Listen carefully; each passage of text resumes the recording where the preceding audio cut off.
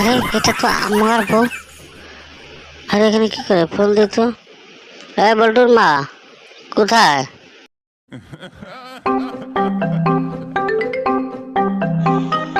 রাখো দেখি, আমার ফোন আসছে, রাখো। আমার সামনে ফোন। হ্যালো, হ্যাঁ বলো। আমি ওটা মার্কেটে আসছি। ঠিক আছে, যাচ্ছি আমি। ঠিক আছে, ঠিক আছে। দেখছো মিশা কথা।